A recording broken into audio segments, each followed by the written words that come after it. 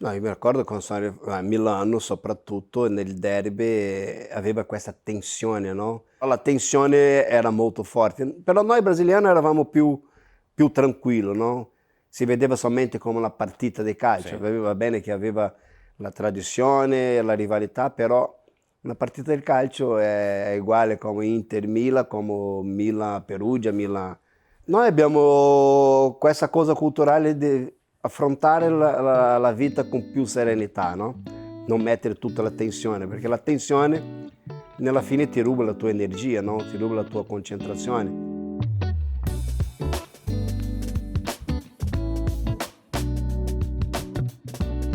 Racconti, aneddoti, storie di Serie A torna su Radio TV Serie A con RDS. Oggi un ospite speciale, Sergio Claudio Dos Santos. Forse nemmeno lui si ricordava di chiamarsi così perché tutti lo chiamano Serginho. Ciao Sergio. Ciao, veramente un grande piacere essere qua con voi per raccontare un po' della nostra storia e con voi possiamo iniziare. Il piacere è tutto nostro. C'è chi ti chiama ancora Sergio o Claudio o per tutti sei diventato Serginho? Solamente nella famiglia mi chiamano Sergio, però in giro con gli amici sono tutti Serginho. Sergio Claudio dos Santos è rimasto nel passato.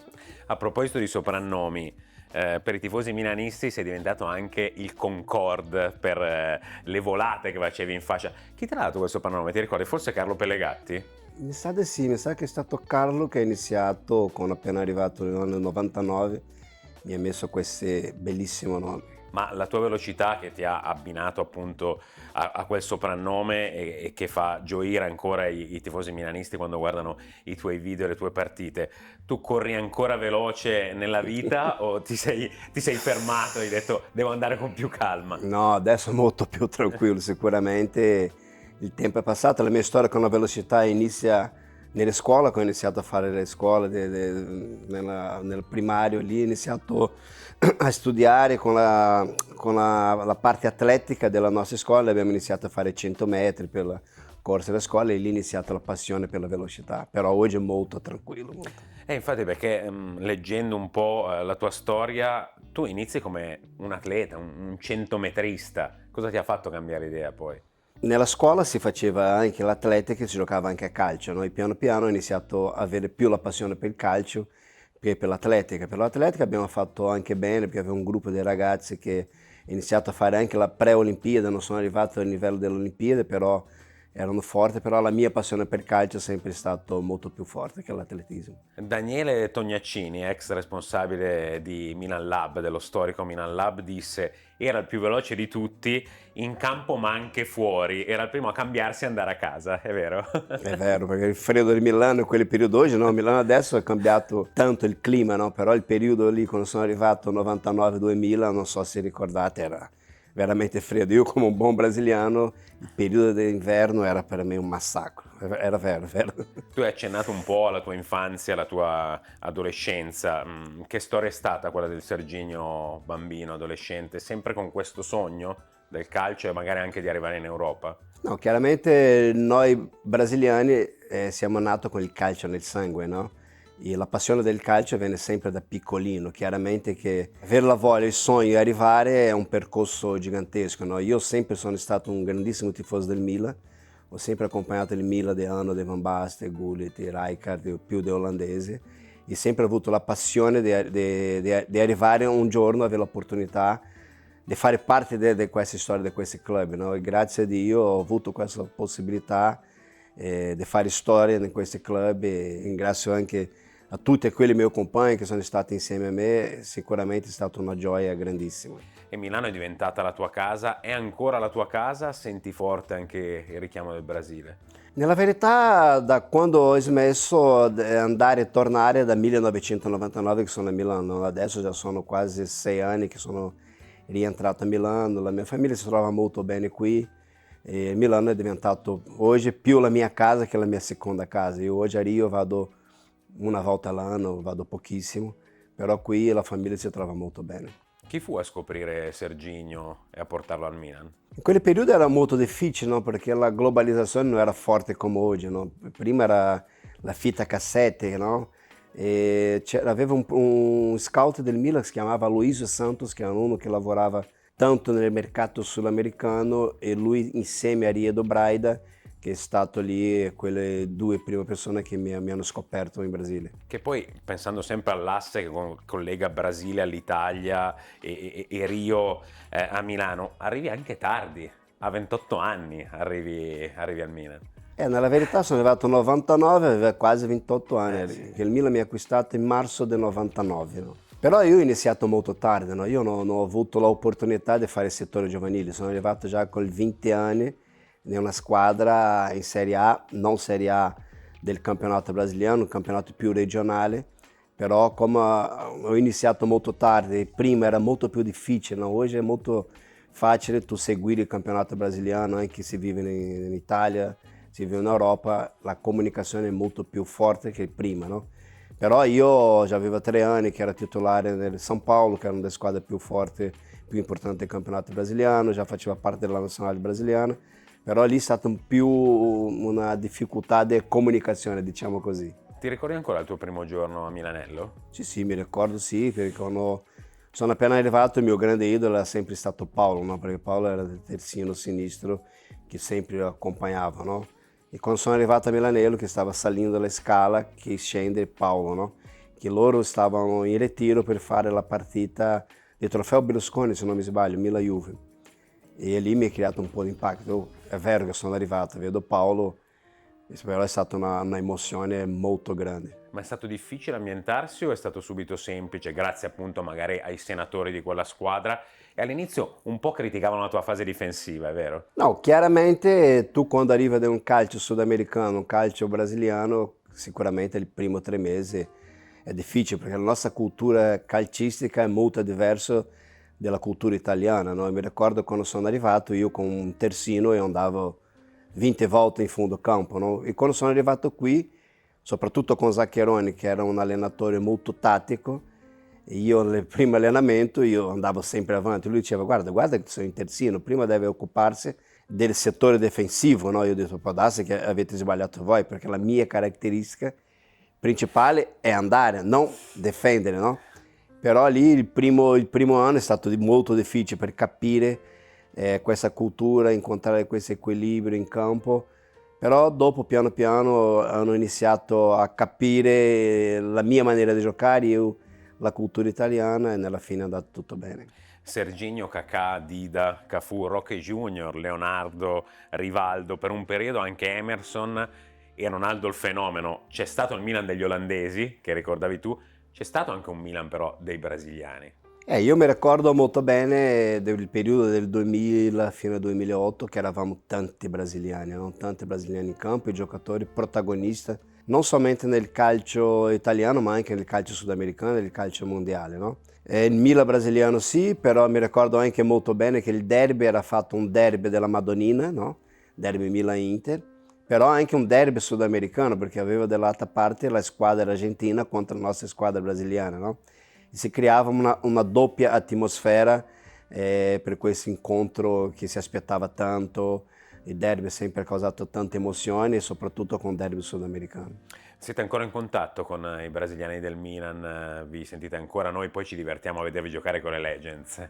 Sì, ogni tanto abbiamo la possibilità ancora di fare le partite con Legend del Milan e ogni tanto ci vediamo. Chiaramente molto di meno perché la vita oggi, come hai detto tu, è troppo veloce e ognuno ha il suo impegno, ognuno ha il suo lavoro, però quando ci vediamo è sempre un grande piacere, nos sentiamo sempre tramite messaggio, però vedersi di persona oggi diventa un po' più difficile. Eravate voi a portare allegria nello spogliatoio? Era già uno spogliatoio quello del Milan in quegli anni con tanti scherzi? Ci viene in mente magari qualche scherzo di Pirlo, di Gattuso, se vuoi magari raccontarcene qualcuno, magari l'hai subito, l'hai fatto anche. No, ma chiaramente l'allegria fa parte della nostra cultura, no? Noi vediamo l'allenamento, per esempio, una cosa più di divertimento. Io mi ricordo quando sono arrivato a Milanello nel 1999, quando sono entrato in Puma per andare alla prima partita a San Siro, che entro nel Puma e vedo un silenzio tremendo, no? Nessuno parlava, tutti zitti, ho detto, boh, strano, no? Sono arrivato, abbiamo preso l'autostrada per venire a San Siro. Quando prendiamo la corsia lì del pedaggio del Telepass, sento il rumore del Telepass, indietro fa pip, io ero un ultimo del Puma, ho sentito il rumore e ho detto ma sarà che è così?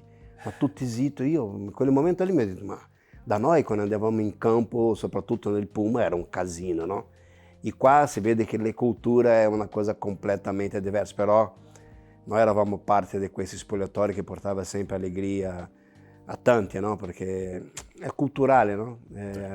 Però è stato un spogliatoio molto molto bello. Cosa porti dentro umanamente di quegli anni dei tuoi compagni? Magari i ricordi più belli anche fuori dal campo, perché poi vincevate molto, avete vinto molto in campo, ma fuori quello che trasmettevate era quello di essere veramente un gruppo unito. No, noi sempre abbiamo avuto la fortuna di creare questi grandi gruppi, no? Questi grandi spogliatoi. Io penso che il calcio non si vince solamente in campo, no? Se tu non hai un gruppo che ognuno si vuole bene, vuole stare insieme, diventa tutto molto più difficile, no? Noi eravamo un gruppo molto unito, no? Mi ricordo che si usciva a mangiare insieme, in allenamento, dopo le partite eravamo lì che parlavamo un po', dopo allenamento ci sono tanti dei ragazzi che stavano lì a Milanello a mangiare, a pranzare insieme. E questo si fa un gruppo diventare più forte, no? E fino ad oggi ho il contatto con tanti, no? Con Ambrosini, Christian, Seedorf, Oddo, Clarence, sono tanti che oggi ho ancora tanti contatti e quando ci vediamo sembra che è rimasta la stessa cosa, no? Perché volersi bene non è solamente come calciatore, anche e soprattutto come persona, come uomo. La stagione 2002-2003 è stata la migliore di Serginho, della carriera e quindi anche al Milan. Noi abbiamo fatto tanto, però la stagione 2002-2003 è stata la prima Champions, no? È stato un progetto che è stato creato da dottor Berlusconi insieme a Galliani, che voleva una squadra vincitora per tornare a vincere in Europa, no? Che da tanto tempo che il Milan non vinceva la Champions League e la cosa è iniziato a creare un'aspettativa molto grande sopra quel gruppo, no? Che era appena arrivato e noi abbiamo avuto tanta soddisfazione in quegli anni, però abbiamo avuto tante altre cose, no? Anche nella 2004, 2000. È stato un gruppo che ha vinto tanto, no? Non solamente la soddisfazione di vincere, però il gruppo della maniera che giocavano, si vedeva che era un gioco facile da capire, no? E oggi quando vediamo così i lance delle partite si vede che era un gruppo che si capiva molto bene, Che si divertiva in campo. era un divertimento, non era un lavoro, no? E abbiamo arrivato a un livello altissimo che è diventato una cosa più per divertimento, non per una partita di calcio, no? E sicuramente è stato non solamente 2002-2003, però fino a che è durato quel gruppo lì fino al 2008, se non mi sbaglio, è stato un gruppo veramente forte. E poi lo hai detto, no? C'è stato il derby di semifinale di Champions League, la finale con la Juventus a Manchester. Abbiati proprio qui, a Storia di Serie A, ha detto non uscivo di casa tra un derby e l'altro di semifinale, talmente era alta la tensione, la si respirava in città, era così.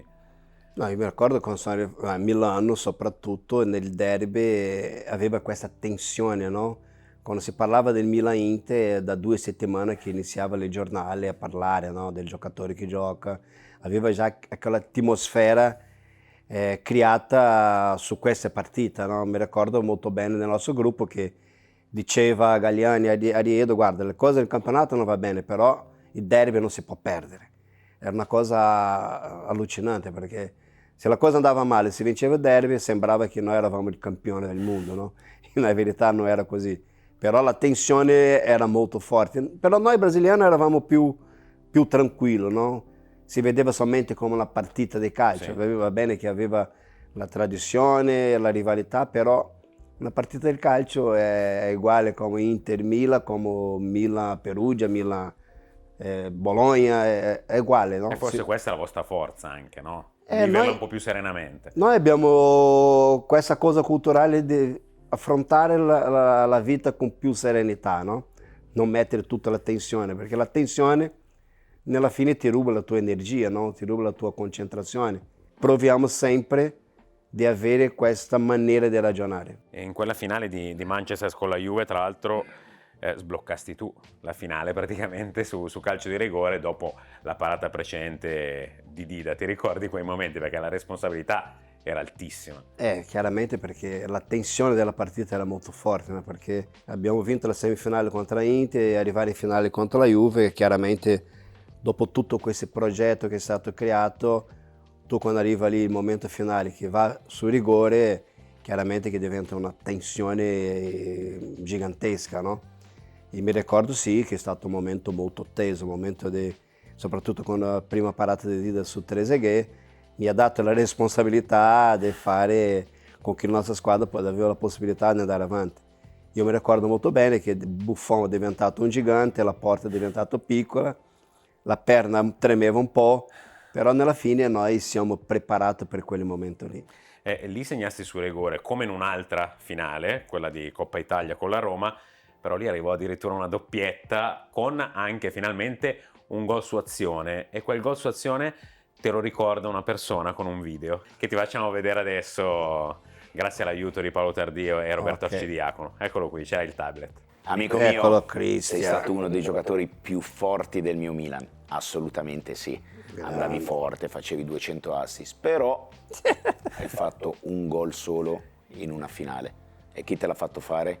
Io, ricordatelo, ti voglio bene. Ciao Sergio.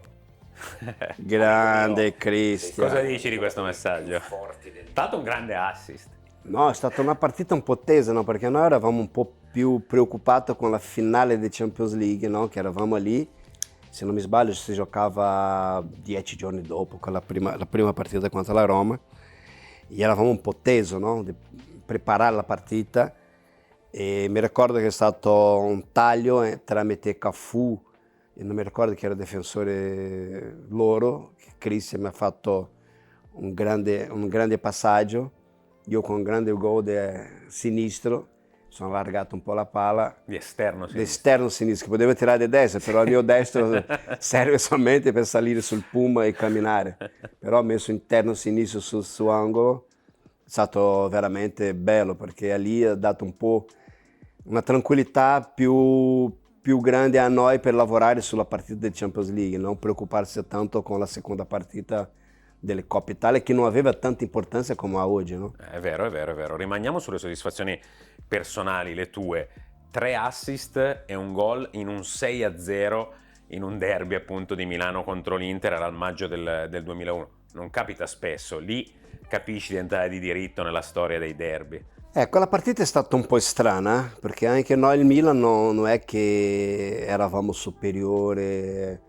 No, eravamo un momento anche molto delicato, un momento anche un po' incasinato dentro della società. Mi ricordo che l'allenatore era Cesare, che è stato esonerato Fatiterin, se non mi sbaglio, no? Fatiterin, abbiamo cambiato allenatore a giugno, è arrivato Fatiterin con una grande aspettativa, lui ha fatto un bel lavoro a Firenze e la cosa non è andata bene quando è arrivato Cesare per le ultime 8 partite, se non mi sbaglio, però era un momento molto molto delicato.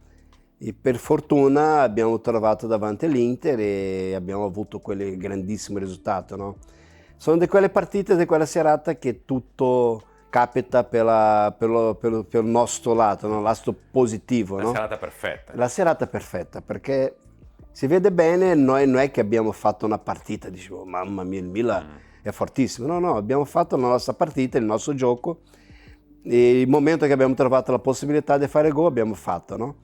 E è la serata che dice doveva capitare così, però non è che eravamo una squadra così fortissima, no, è che il momento, quei 90 minuti è stato molto positivo per noi, più fortuna per noi, meno fortuna per loro, però grazie a Dio ho avuto la possibilità di fare parte di questa grandissima serata, di questi grandissimi risultati che rimanerà nella storia del Milan Inter. Tu che sei il re degli assist me ne hai fatto un altro involontario, so che speravi non te lo chiedessi, però la partita perfetta sembrava essere quella di Istanbul nel 2005, però lì cosa è successo? Lì veramente sembrava un Milan perfetto. Lì è strano perché eravamo una squadra che io mi ricordo molto bene che avevamo sulla parte difensiva avevamo Cafu, Nesta, Iapstan e Paolo che ha giocato di terzino. Sì. E davanti con Pirlo, Gattuso, Seedorf, no? Prima della finale si faceva allenamento sempre, no? Una settimana prima, puntando sempre la finale. E noi con la seconda squadra, per fare un gol in 30 minuti in quel settore difensivo lì era quasi impossibile. perché tu avevi anche Dida che era in quel periodo era il portiere più forte del mondo, no? E dopo che abbiamo fatto 3-0, tutti dicevano no, il Milan festeggiava in spogliatoio. Non era vero che avevamo litigato anche in spogliatoio perché non so se voi potete ricordare che il Milan in quel periodo che era una squadra più forte, faceva il calcio più bello, vinceva tutte le partite con grande facilità perché era una squadra molto dominante, no? Sì. Però avevamo sempre un spazio di 10 minuti lì nel secondo tempo del crollo, ma era in tutte le partite. Sì. Era un crollo. La squadra vinceva, faceva il risultato, però in quei 10 minuti la squadra sembrava che non c'eri. Ma non era un problema solamente in quella partita del Milan-Liverpool, era un problema delle stagioni. E quando siamo tornati lì dopo il 3-0, noi abbiamo si parlava dei ricordi, noi ricordiamo che in tutte le stagioni abbiamo avuto questo crollo mentale di questi 10 minuti qua. Però tu quando giochi con la squadra normale, questi 10 minuti tante volte la gente passa, no?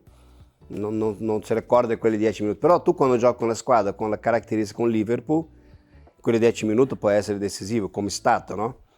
Però abbiamo preso quelle 3 gol, quando sono ripreso abbiamo ancora, dopo che è passato quei 10 minuti, abbiamo ancora tornato il Milan, no? Abbiamo giocato, abbiamo creato una marea di occasioni, una marea di possibilità, però come abbiamo detto prima, nella partita del derby c'è serata che tutto va bene, quella lì non era serata per andare bene perché è impossibile perdere quella finale, no? Nel nostro occhio umano, però nell'occhio del calcio no. Tutto è possibile. Oltre a Coppa Italia, Supercoppa Italiana, Europee, Mondiale per Club con il Milan, hai vinto anche un'altra Champions nel 2007 ad Atene, anche se fu un'annata un po' complicata per te dal punto di vista personale, e poi c'è lo scudetto anche nel 2004. Rimane Manchester 2003 la tua vittoria più bella, più sentita nella carriera tua proprio di Serginho al Milan? No, la mia personale sì, perché è stato la prima Champions League, no, per tutti gli episodi che è venuto fuori, la semifinale con l'Inter, dopo la finale contro la Juve, sicuramente è stato il campionato più importante, però io mi ricordo anche come siamo usciti contro il Barcellona in semifinale e noi eravamo un grandissimo Milan anche, no?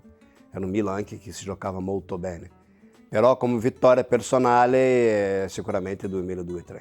E la nazionale invece è un capitolo complicato per te, più che altro complicato perché davanti avevi Roberto Carlos, non era semplice giocare tante partite con la nazionale. Però c'era Roberto che è stato uno dei più forti terzini della storia del calcio mondiale, però io sono uno che nunca mi sono anche impegnato 100% per la nazionale brasiliana. Tante volte mi avevano convocato, mi avevano chiamato, io non andavo, no? Perché non mi sentivo importante dentro del gruppo della nazionale brasiliana. Un conto è tu fare parte di un gruppo dove tu sei dentro e tu si senti importante. Non mi ricordo che prima di venire in Milan ho passato 50 giorni con la nazionale brasiliana per giocare 30 minuti. Anche se stavo molto bene, nel periodo che stavo molto bene, però le possibilità e opportunità dentro la nazionale brasiliana erano pochissime. Io non mi sentivo valorizzato dentro quel gruppo. Io sono una persona che per stare bene devo sentirmi bene, se no non ha senso, no? E quando mi hanno chiamato prima del mondiale del 2002 io ho scritto una lettera dicendo che non volevo più essere chiamato, che stavo bene nel Milan, mi dovevo pensare solamente a dedicarmi sulla squadra che mi ha dato tutto il supporto, mi ha dato tutto e era giusto, no? In quel momento se loro non mi sentivano importante, il Milan era il contrario e lì mi sono scollegato completamente dalla nazionale brasiliana. Che poi in realtà la storia con il Milan, siamo quasi sul fondo per il cross della nostra intervista, non appena è finita la tua carriera è rimasto il Milan, perché poi hai fatto 9 anni da osservatore. Che esperienza è stata? Quando ho smesso nel 2008 mi ha chiamato Galliani insieme a Leonardo, che era il due direttore, dicendo che loro servivano ambasciatori in Brasile, non solamente per creare un gruppo di scouting, per andare in tutto il Sud America, anche per la fondazione del Milan e anche le Mille Glorie, no? Perché eravamo una squadra che in Sud America, soprattutto in Brasile, era molto seguita, no? Aveva tanti fan, tante cose. E abbiamo creato il Milan Junior Camp, che era la colonia di vacanza dei bambini, no? Che andava a fare questa academy in Brasile. E lì abbiamo iniziato a fare questo lavoro fortissimo, anche tanto con la Fondazione Milan, e aveva un gruppo nostro, mio soprattutto, di 2 ragazzi che facevano i scout, no? Che andavano in tutto il Sud America a vedere i giocatori di qualità. Lì abbiamo visto Thiago Silva, abbiamo visto tanti giocatori che alla fine hanno avuto solamente l'opportunità di arrivare a Thiago, no? Però abbiamo lavorato tanto con il Milan, dopo sono tornato a Milano a fare questo lavoro con loro. Milan è la mia casa, anche oggi ho questo rapporto con poco il Milan, non con la dirigente, la parte, perché non conosco la parte degli americani, però quei ragazzi italiani che sono rimasti e ancora questi legami molto forti con la società al Milan. Oggi Serginho è procuratore, giusto? No, Non non lo ancora. faccio più, No, no. non più, basta. Ho provato 3 anni fa a buttarmi dentro di questo Niente. mondo, però non è fatto per me. Veramente. Sull'osservazione invece, perché poi quando si fa anche un po' il procuratore c'è la parte di osservazione del giocatore sempre. Sull'osservazione del giocatore cosa guardi per primo? Cosa ti fa dire questo è veramente bravo? Fare procuratore per poco tempo che ho fatto, che ho provato, è più o meno come una squadra di calcio. Tu hai il suo gruppo di scout dove i ragazzi controllano tutti, no? Non solamente la parte del giocatore in campo, però la parte emozionale, la famiglia. È un lavoro molto preciso, no? Perché è una cosa anche che tu devi stare molto attento, perché oggi sono tanti che fanno questi lavori. Se tu non hai un gruppo di persone attorno che sa lavorare, fare questo lavoro, è veramente quasi impossibile. E fare questo lavoro qua è come fare un dirigente, fare un lavoro di calcio, perché tu devi lavorare non solamente la qualità tecnica di un giocatore, soprattutto la parte emozionale, come si comporta fuori campo. È un lavoro difficile anche da fare, perché tu proponere un giocatore a un club è anche una cosa, una responsabilità. Però non è il mio mondo, non è una cosa che mi è piaciuto fare, perché sono tante linee fuori del campo che non è fatta per me. In futuro dove ti vedi? In futuro mi vedo in vacanza.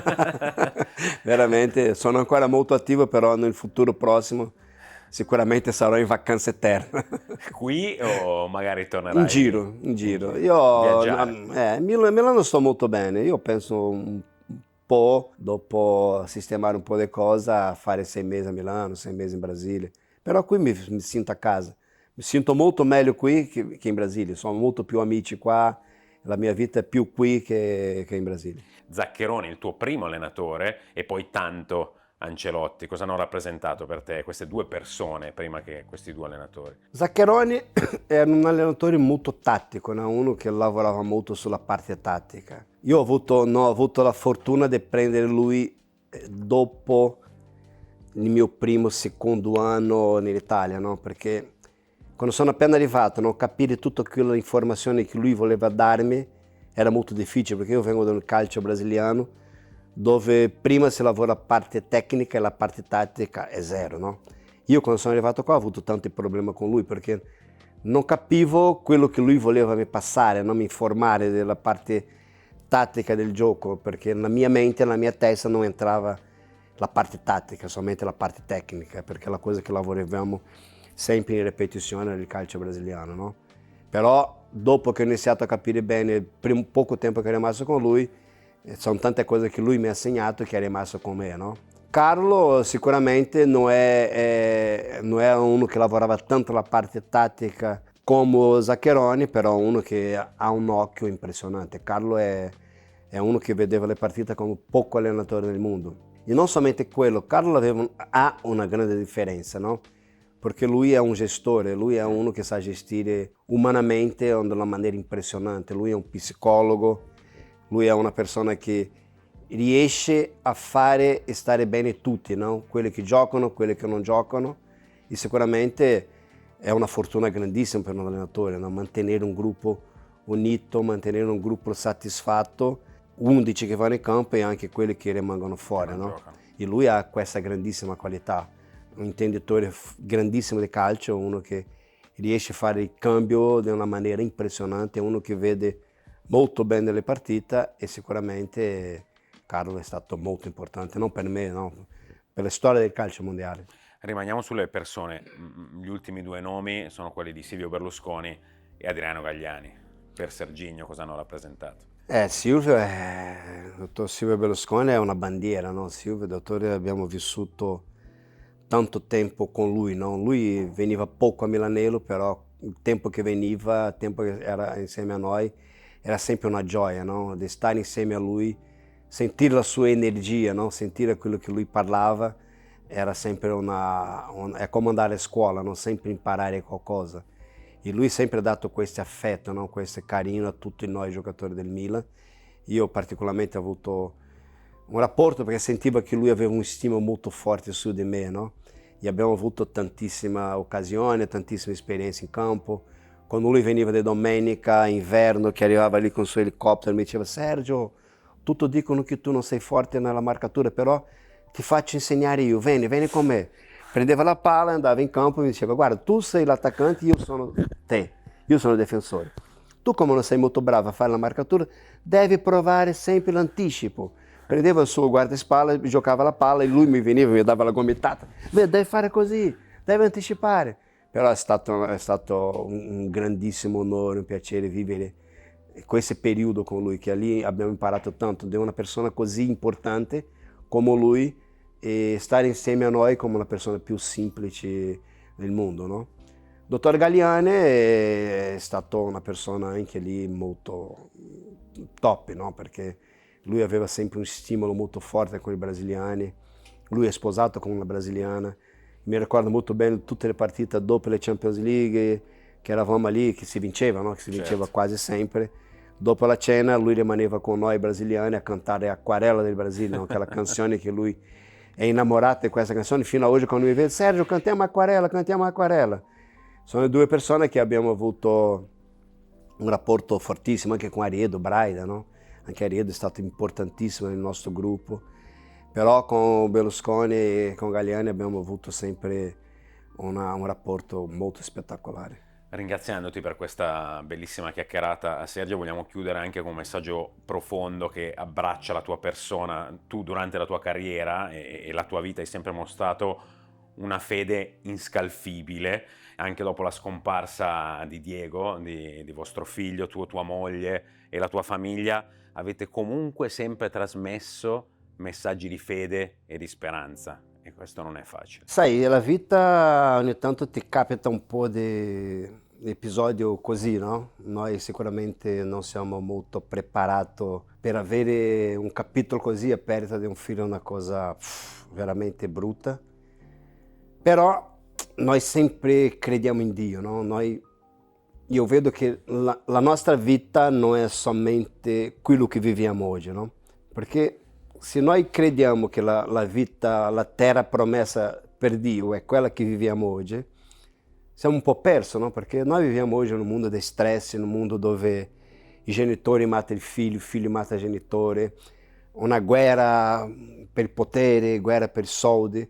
Io, come credo molto a Dio, non penso che la mia vita possa avere solamente questo senso, no? Questi passaggi. Io penso nella vita eterna. Noi crediamo molto in una vita dopo questa vita qua, che è la terra promessa per Dio, una vita dove tu non hai dolore, dove tu non devi avere i pensieri di ogni giorno, alzare, andare, battagliare, avere il stress del giorno, avere tanti problemi che abbiamo, no? Perché tutti noi abbiamo i problemi, no?